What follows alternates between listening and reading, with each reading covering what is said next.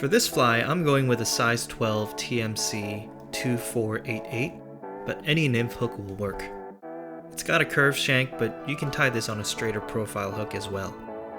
Get your beadhead on before securing the hook to the vise. If you're using a slotted beadhead, make sure you orient the smaller hole in first so the slotted end will face the rear of the fly. I'm using black for my thread base, and specifically Semperfli Nanosilk. Take wraps back from behind the beadhead all the way back to the bend of the hook. I want the abdomen of this fly to have a curve, so I'll tie it down a little further than if I were tying this pattern on a straighter profile hook.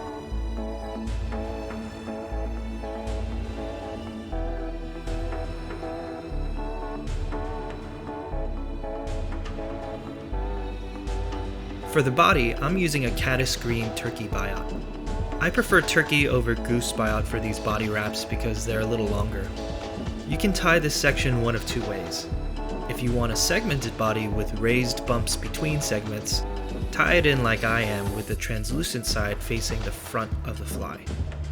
If you want segmented colors but a smooth abdomen, tie in the Biot with the translucent side facing the rear of the fly.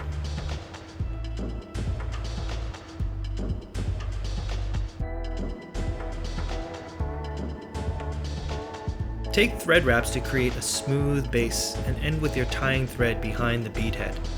Then, using Hackle pliers, grab the Biot and start taking touching wraps, being careful not to overlap any turns on top of the last segment's bump. You'll see it a little better as I rotate my vise, that the raised bumps create a nice segmented look.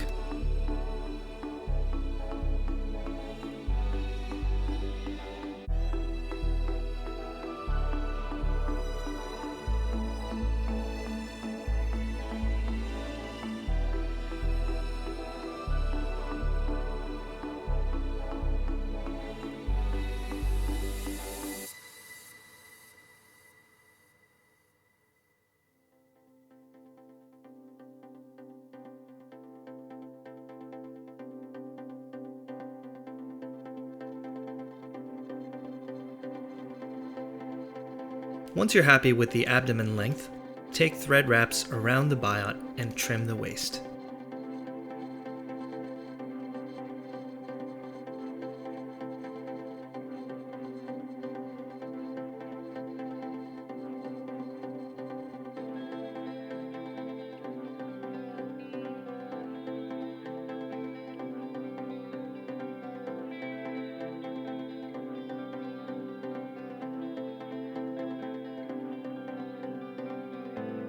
For the thorax, I'm using two colors of ice dub that I blended together, which in this case is UV dun and golden brown.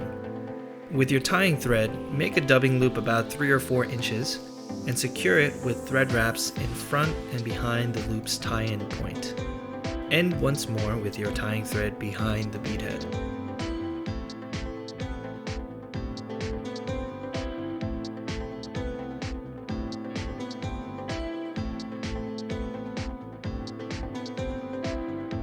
Splay the dubbing loop thread and carefully slip in a thin layer of your dubbing, trying to taper it so that there's a little less material at the top and bottom of the loop.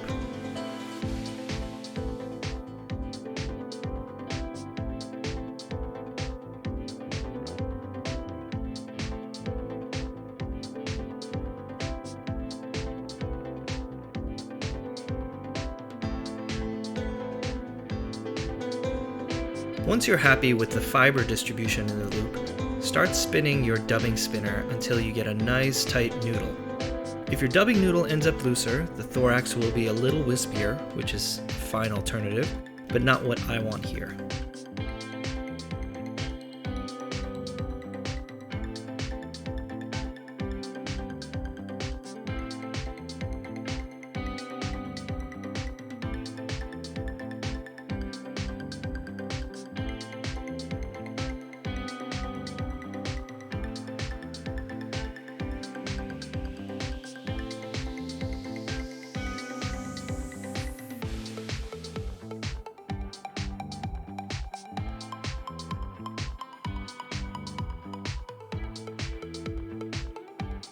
Next, pinch the twisted thread at the base of the dubbing loop and carefully take turns to create your thorax.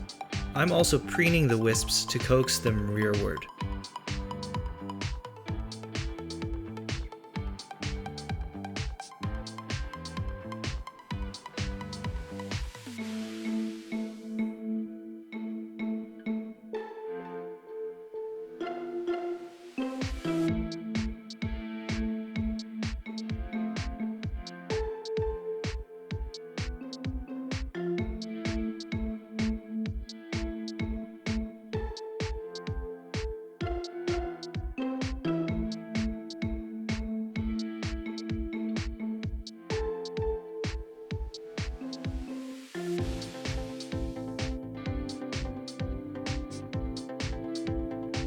Once you're happy with the thorax, use your original tying thread to secure in the dubbing loop. Trim off the remaining dubbing loop material, being careful not to cut your main tying thread.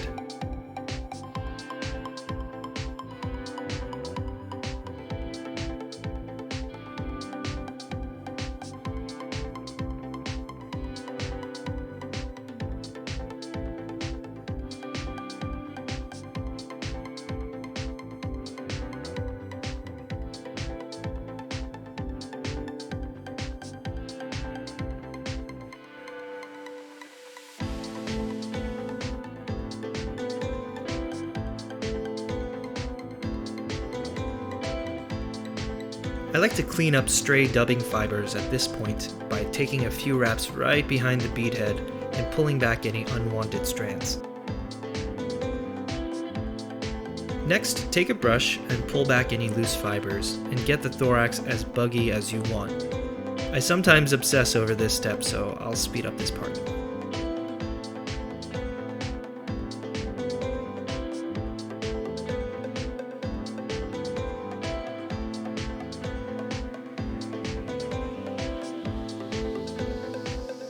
You could finish the fly here and probably get great results, but I like to add a collar to make the bug's profile a little bigger in the water and to imitate appendages.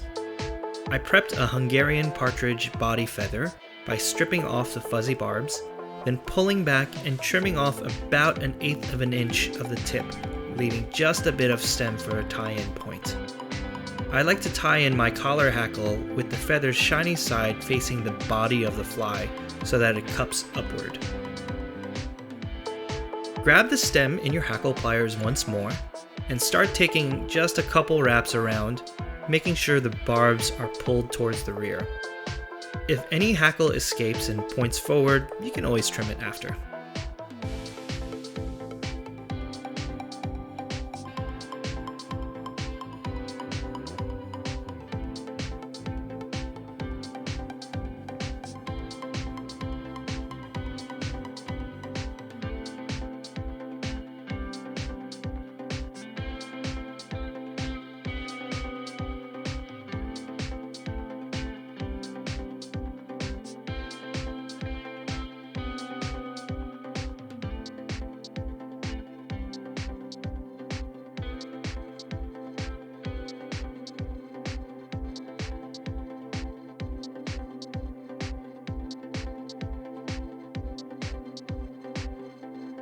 Once you're happy with the collar, take a few thread wraps to tie down the stem. Again, at this point, you could whip finish and get a fly that looks like the one I showed at the beginning of the video. But sometimes I actually prefer putting a super thin dubbing noodle to tease the collar backwards, which you'll see here.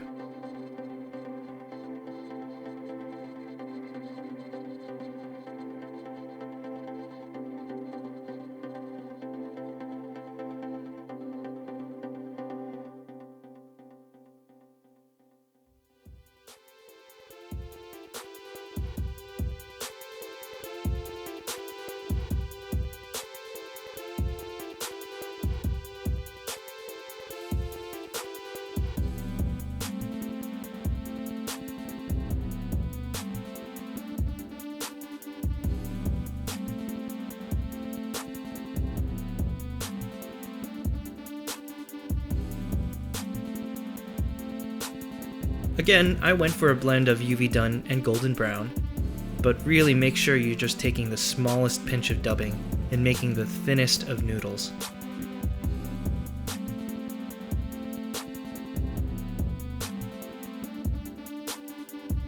Just a few final wraps behind the beadhead and whip finish to complete the fly.